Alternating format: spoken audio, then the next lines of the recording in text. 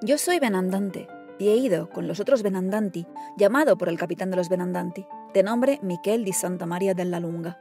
Y he ido con él y con los otros Benandanti 2 veces a la semana, el miércoles y el jueves por la noche, por espacio de 1 año, a un lugar llamado el Prado de Santa Caterina. De un lado estaban los Benandanti y del otro las brujas. Las brujas llevan en la mano escobas para limpiar los hornos, y nosotros, los Benandanti, teníamos varas de hinojo o de saúco.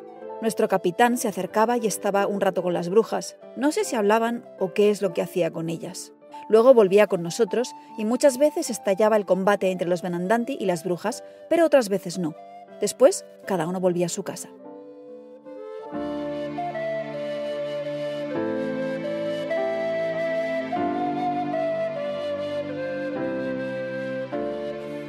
Muy buenas y muchas gracias por acompañarme en La Senda de las Plantas Perdidas, este podcast etnobotánico donde dar voz a nuestras historias de amor y de desamor, también con un reino tan olvidado como esencial, el reino vegetal.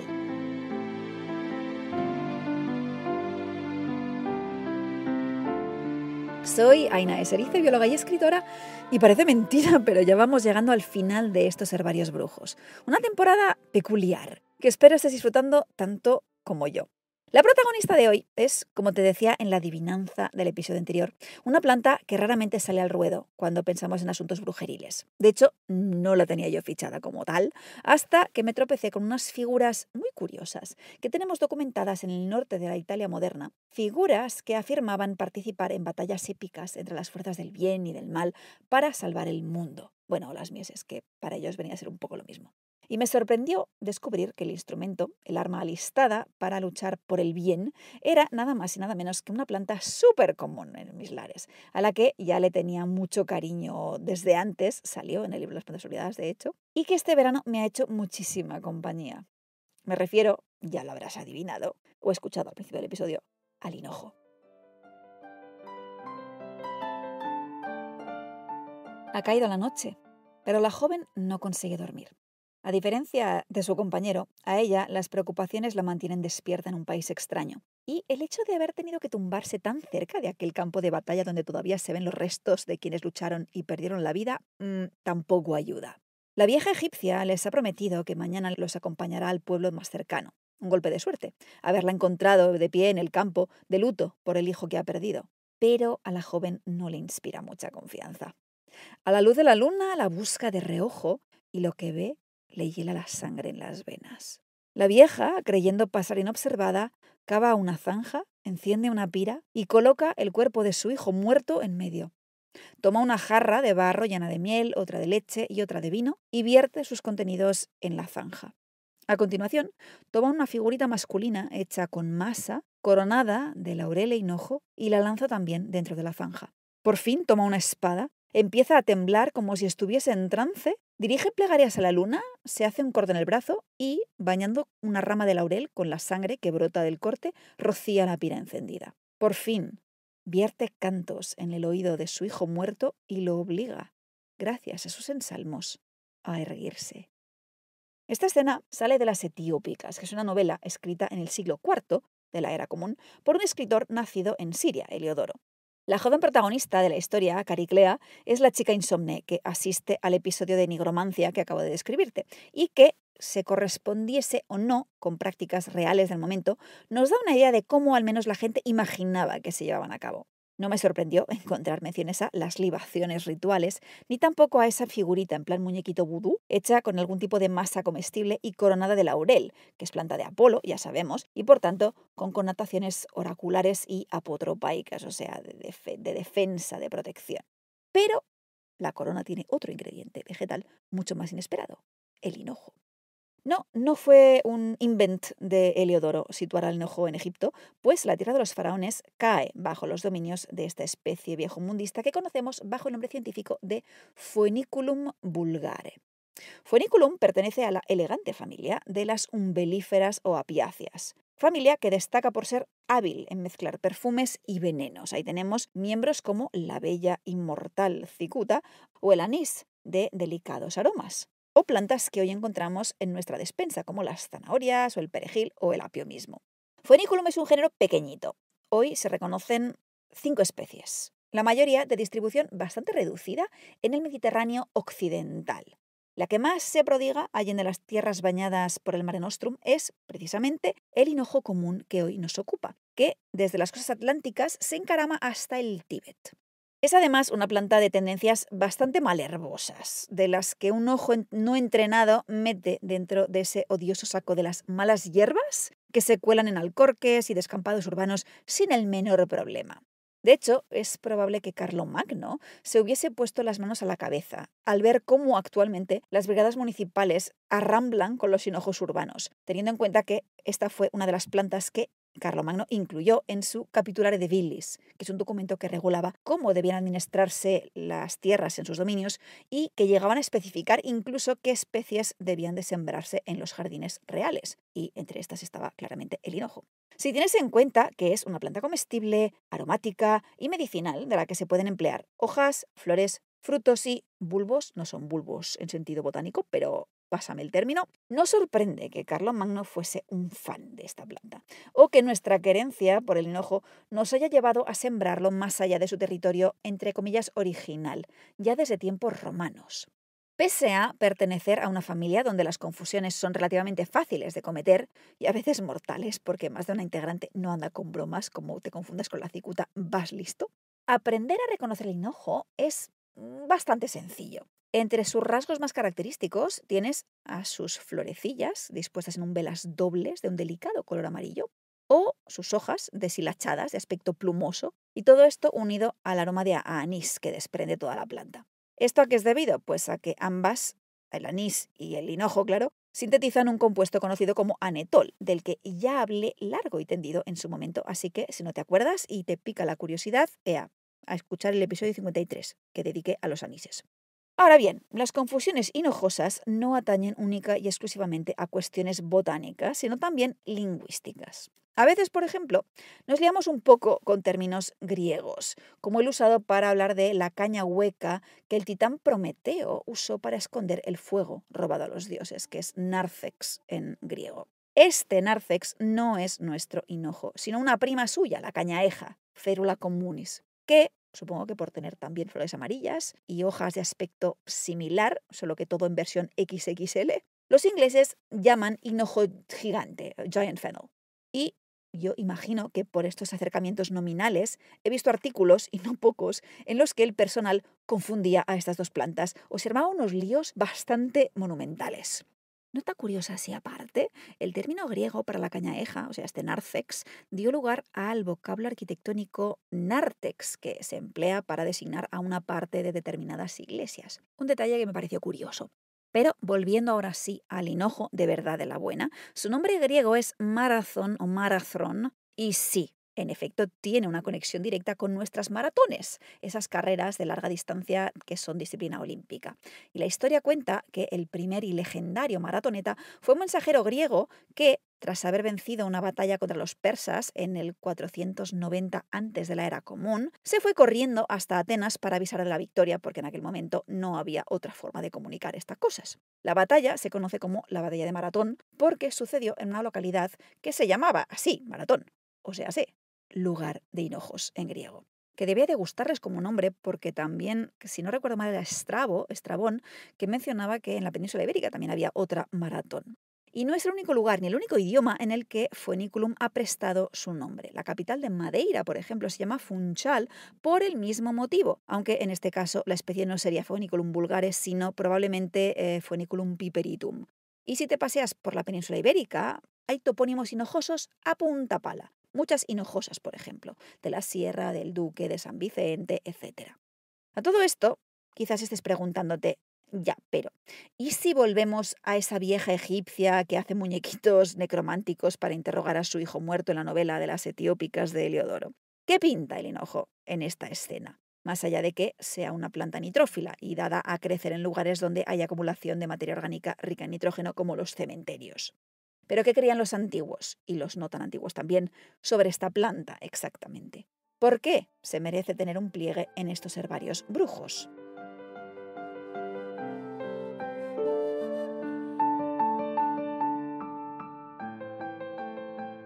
Si nos atenemos a lo que Plutarco escribió allá en el siglo I de nuestra era, el hinojo era el mejor amigo de los reptiles con problemas de vista. El dragón aclara su vista con hinojo, dice en su tratado de Solertia Animalium. Y algo parecido contaba nuestro amigo Plinio el Viejo en su Historia Naturalis. Al enumerar los remedios que el ser humano había aprendido de los animales, Plinio explicaba que la serpiente, cuando la membrana que cubre su cuerpo ha encogido por el frío invernal, se deshace de ella al llegar la primavera con ayuda de los jugos del hinojo. El mismo animal, al hallarse con la vista debilitada por su retiro invernal, se unta y refresca los ojos frotándose contra la planta llamada hinojo o marazrum. Y por cierto, que el jugo de hinojo más famoso, al menos en tiempos de Plinio, parece haber provenido de Iberia. Se le atribuían al hinojo también efectos galactagogos, o sea, capaces de aumentar la secreción de leche, igual que con el anís, y también contra el ardor de estómago. Que algo hay, es digestivo efectivamente y carminativo, se ayuda con los gases. Sin embargo, y a diferencia de otras plantas, como las peonías o el eléboro o la mandrágora, no se cuenta el hinojo entre las plantas que suelen aparecer en conexión con rituales o creencias supersticiosas en el mundo clásico. Claro, que esto no significa que esta conexión no existiese. Y ha localizado una mención, a guirnaldas o coronas de hinojo y álamo blanco, que me parece sugerente. Estas aparecen en un discurso del orador griego Demóstenes, que fue contemporáneo de Alejandro Magno, allá en el siglo IV antes de la era común, y que el autor saca al ruedo en relación con un culto a una divinidad oriunda de Asia Menor llamada Sabacio, y cuyos ritos tenían algo de extático o mistérico, porque hay menciones a ritos de iniciación. Ahora bien, ¿qué papel tenían en el culto y por qué los devotos y devotas de Sabacio se ceñían la frente con guirnaldas de hinojo y álamo blanco? Esto no me consta que sepamos nada al respecto. Y teniendo en cuenta que entre esta aparición hinojosa de coronas de hinojo y la mención en la novela de Heliodoro del muñequito vudú del rito necromántico, pues hay unos cuantos siglos de distancia, 8, no tengo muy claro si podrían estar relacionadas las dos cosas o no. La idea, que sin lugar a dudas sí que fue transmitiéndose a través de los siglos, junto con el hinojo mismo, fue la supuesta querencia de serpientes y dragones hacia esta planta. Y por eso puedes encontrar no solo a Plutarco y a Plinio mencionando este asunto, sino a textos incluso del siglo XVII, como una obra inglesa titulada La historia de las bestias con 4 patas y de las serpientes, que incluye un apartado, ojo al dato, sobre dragones alados. Con toda seriedad, además, que, además de volar, evidentemente, se supone comen lechuga silvestre para mantenerse en forma. La dieta de la lechuga ya estaba en boga para los dragones alados en el siglo XVII. Rehuyen las manzanas, que les provocarían aires, y comen o se frotan los ojos con hinojo cuando les falla la vista. Curiosísimo. Recordarás que en Inglaterra el hinojo no crecía de forma silvestre hasta que los humanos lo sembramos ahí. Pero una vez instalado, le tomamos el cariño suficiente como para incluirlo en ritos de curación, como por ejemplo el Nine Herbs Charm, que es un maravilloso hechizo anglosajón que figura en un manuscrito del siglo X. Y este texto, que es también una receta para un ungüento contra heridas, loa los poderes de 9 hierbas, de ahí lo del Nine Herbs. Las identidades de estas no están todas clarísimas, pero no cabe duda de que se apela a la Artemisa vulgaris, al llantén, a la manzanilla y muy probablemente al hinojo también. Este aparecería como finule hacia el final del hechizo junto a otra planta que a lo mejor es el perifollo, en unos versos que dicen más o menos así. File y finule, extremadamente poderosas ambas. Estas hierbas creó el Señor en su sabiduría. Las depositó y colocó en los 7 mundos como una ayuda tanto para pobres como ricos. Se opone al dolor, lucha contra el veneno, es potente contra 3 y contra 30, contra la mano de un demonio y contra engaños repentinos, contra encantamientos lanzados por criaturas inmundas. File y finule no estoy segura de cómo se pronunciarían porque el inglés antiguo se pronuncia de forma distinta al inglés moderno, así que te lo pronuncio como se escribe más o menos y así puedes buscarlo si te interesa. El ensalmo continúa y se supone que había que cantarlo 3 veces sobre cada una de las hierbas antes de pulverizarlas, luego mezclarlas con jabón, añadirlas a una pasta hecha con agua y cenizas vegetales, lejía vamos, y por último mezclar todo esto con hinojo hervido. Y a la gente le ha llamado mucho la atención la aparición de referencias cristianas junto con menciones a Woden, o sea, Odín, que se supone destruye una serpiente o un gusano, o worm, haciéndolo pedazos, 9 pedazos, con 9 ramitas. No está del todo claro, porque el original es Vuldortanas y que podría referirse a tallos vegetales, quizás con runas talladas en cada uno, o podría referirse a armas. Sea como fuere, la serpiente muere y las plantas vencen. Bien por las plantas. Lo que me parece absolutamente fascinante es que el hinojo, que es una planta mediterránea relativamente discreta y cuya fama medicinal, a ver, existe, pero nunca ha sido considerada una panacea ni nada parecido, pues acabe en una fórmula ritual anglosajona ligada a un dios nórdico con supuestos poderes defensores contra hechizos y demonios. Todo esto, claro, si damos por buena la traducción de finule por hinojo. Y es que asociar la palabra a la planta correcta no siempre es fácil ni está tan claro.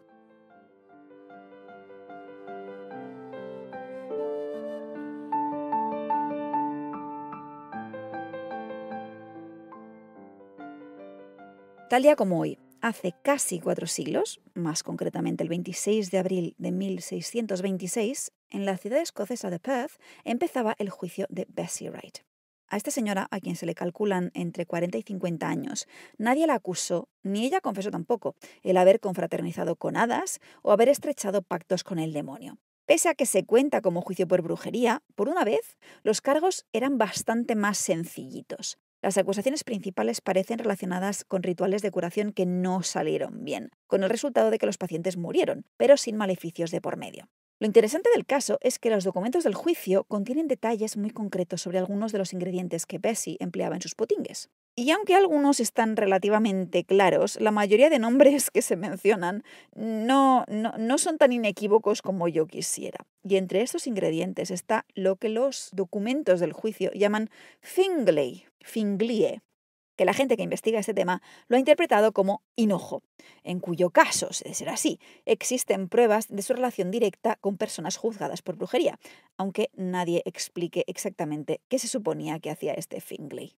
Más dudas me asaltan al leer lo que Cecily Arnold, una mujer bajo sospecha de brujería interrogada a finales del siglo XVI en Inglaterra, llevaba envuelto en un paño de lino y escondido debajo del sombrero, que era, ojo al dato, estiércol de cerdo, debía de oler aquello, que daba gusto, perifollo, hinojo rojo e hipérico, junto con una ah, pata de topo disecada, bueno, preserved en el original, que supongo que era disecada.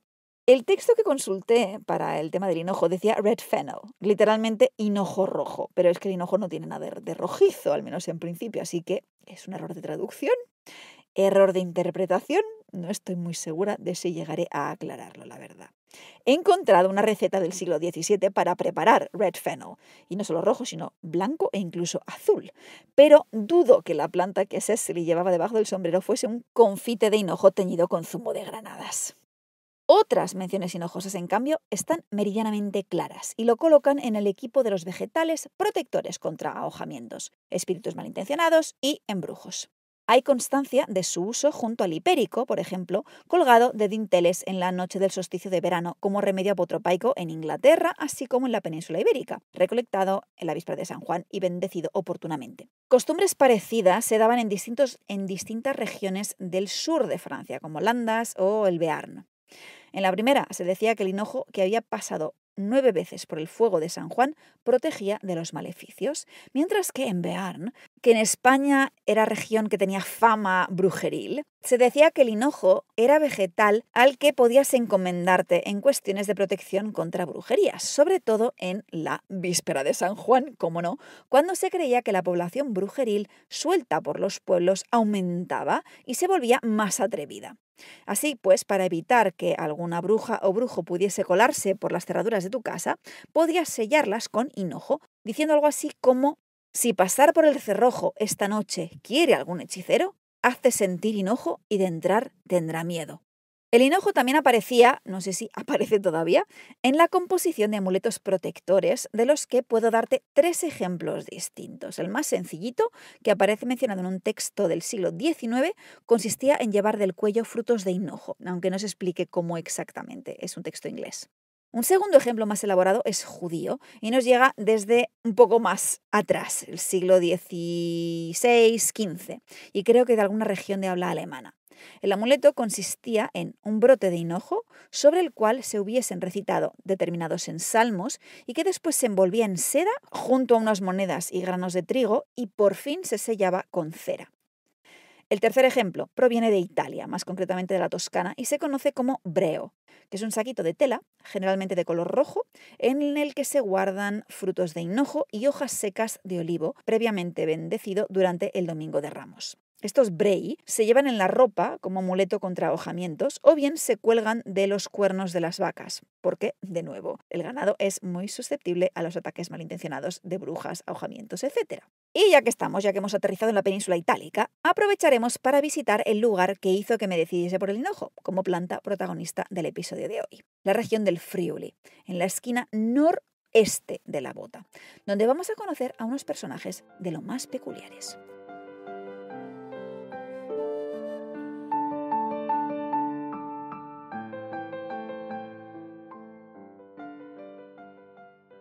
Las primeras noticias llegan al convento durante el equinoccio de primavera del año 1575, merced a un párroco que lo ha sabido gracias a un molinero de su parroquia.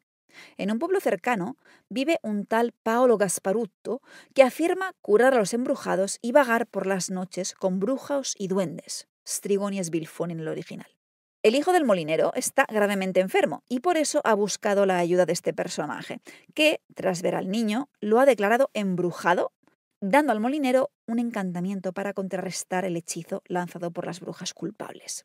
Este Gasparuto estaba claramente orgulloso de sus habilidades, o bien le gustaba mucho hablar, o ambas cosas, porque termina contándole al molinero que los jueves de las 4 témporas, él y otros como él acudían a distintos campos para combatir, jugar, saltar y cabalgar distintos animales, y las mujeres pegaban a los hombres que estaban con ellas con cañas de sorgo y ellos tenían en la mano ramos de hinojo. Este es el primer dato de crónica que tenemos sobre un conjunto de personas que, de otro modo, quizás hubiesen permanecido en la invisibilidad total. De hecho, no sabemos cuándo aparecen, ni en sentido estricto, tampoco cuándo desaparecen del mapa, más allá de los documentos donde se registra su existencia y el interés que la Iglesia tuvo en ellos durante unas cuantas décadas, a caballo entre los siglos XVI y XVII. Se llamaban a sí mismos los Benandanti, literalmente bienandantes, y según declaraban a los inquisidores, y a sus convecinos también, luchaban por amor de Cristo y de Dios para salvar las cosechas de las artimañas de brujas y brujos. Como en una historia de superhéroes moderna, los Benandanti se reunían bajo el mando de un líder durante fechas concretas escogidas a lo largo del año para liberar una batalla campal contra sus enemigos jurados. Y en función de quién ganase y quién perdiese las batallas, las cosechas serían abundantes o bien habría carestía. Las fechas que suelen salir al ruedo en las confesiones de los Benandanti interrogados son las 4 témporas, que no tenía yo mucha idea de qué eran hasta que leí el libro dedicado a los Benandanti de Carlo Ginzburg y fui a informarme. Aunque todavía no lo tengo clarísimo, debo admitirlo, lo que he podido averiguar es que las témporas son ciclos litúrgicos católicos, 4 grupos de días que se ubican a principio o a final de cada estación del año, idealmente ligados a los frutos que la tierra da en cada una de tales estaciones. Y algunos Benandanti lo tienen muy claro, que cada batalla a lo largo del año se libra en defensa de una cosecha distinta, ora el trigo, ora las uvas y así. Porque los campos sembrados, al igual que el ganado, son demasiado importantes y demasiado frágiles como para no atraer las malas artes de las brujas, y alguien tiene que defenderlos con varas de hinojo, que tal vez no sean el arma más imponente que uno puede imaginar de buenas a primeras, pero cuya mención se repite una y otra vez en los testimonios de los Benandanti interrogados, con que no parece una parte prescindible de su narración. Las armas de las brujas y brujos varían un poquito. Hay quien dice que llevaban cañas de sorgo, como comenta Gasparutto. Otros dicen que un atizador o un palo de escoba, pero los Benandanti siempre van provistos de hinojo. Uno de ellos llega a afirmar que comen ajo e hinojo porque están en contra de los brujos. Como ya habrás imaginado, el fragmento que has escuchado al principio de todo del episodio estaba sacado del testimonio de un benandante, un tal Bastiano Menos, joven campesino que fue interrogado en 1647. Estas batallas, ojo, se libraban en espíritu, pues los Benandanti afirmaban dejar su cuerpo atrás mientras dormían. Y aunque ser benandante era, al menos en teoría y para ellos mismos, al principio al menos, algo diagonalmente opuesto a ser brujo o bruja, en realidad, para la gente común y corriente y para los eclesiásticos que intentaban entender de qué iba todo aquello también, las diferencias entre ambas categorías, benandanti y brujos, eran mínimas y terminan confundiéndose y medio identificándose con el paso del tiempo, que es un asunto fascinante, pero no me detengo hoy en él porque el protagonismo debe regresar a nuestro Foeniculum vulgare. Porque cabe preguntarse, ¿por qué? ¿Por qué el hinojo? ¿Por qué escogerlo como arma a favor del bien en el caso de los Benandanti? ¿Y por qué le concedimos un papel apotropaico tan destacado en ciertos casos, en ciertas regiones y momentos históricos?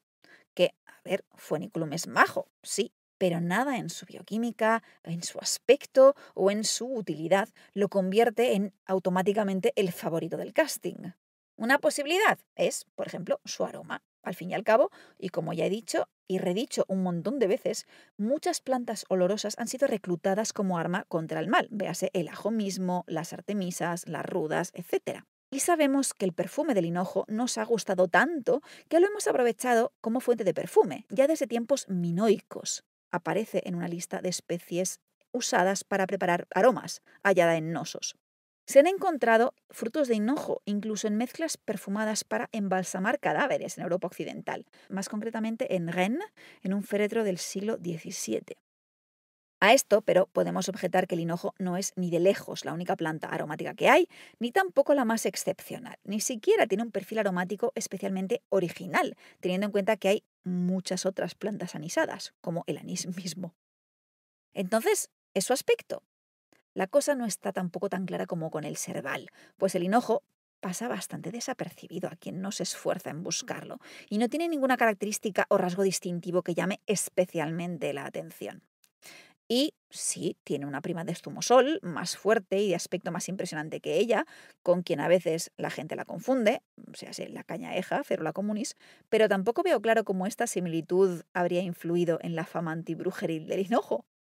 Para mí, y a pesar de las horas pasadas investigando sobre el tema, la verdad es que sigue siendo un poco un misterio. Y precisamente por eso me parece fascinante y digno de ser incluido en estos herbarios brujos. Porque los motivos que se me ocurren no bastan. Se nos escapa algo que al parecer nadie puso por escrito. Y si alguien lo supo alguna vez, hace mucho tiempo que dejaron este mundo. Sí, como escribía Heliodoro en su novela, las coronas de hinojo sirviesen para invocar sus espíritus y escuchar sus voces desde el más allá, ¿quién sabe qué nos contarían?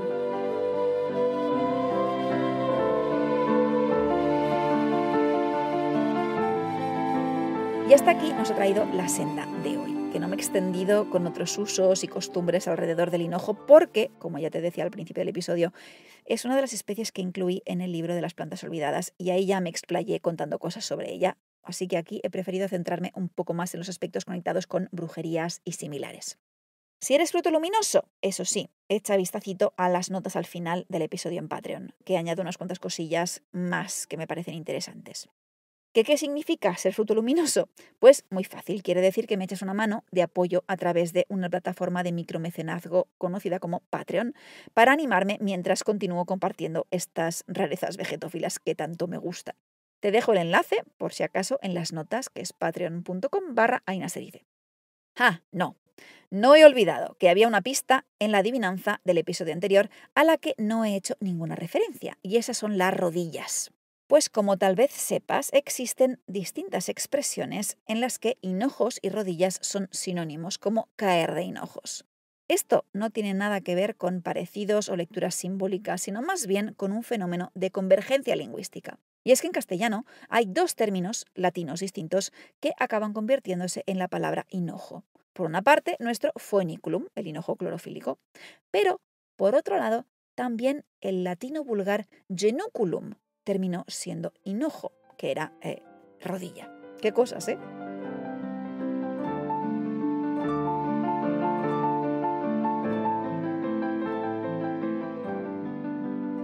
Para el próximo y último episodio de estos Herbarios Brujos, volveremos a hacer algo distinto, parecido a lo que te propuse para el primer episodio que inauguró la temporada. En lugar de tratar una única planta, trataremos un tema de brujería vegetófila que da cabida a varias plantas distintas que ya han salido en el podcast y que no he mencionado todavía por aquí, así como especies sobre las que no tengo información suficiente como para dedicarles un episodio entero, pero que me apetece sacar a bailar por aquí, en aras a la diversidad vegetófila. Si tienes ideas sobre qué tema trataremos o qué vegetales que ya han desfilado por el podcast todavía deben colarse en estos herbarios brujos, ya sabes que estoy siempre encantada de recibir cualquier cosa que tengas a bien compartir conmigo, por correo electrónico, por redes sociales o a través de cualquier otro medio que se te ocurra. Y enhorabuenísima a Manu, a Juan Carlos, a Carmen, a Julia y a Sandra por haber adivinado la identidad complicadilla, lo sé, del protagonista de hoy.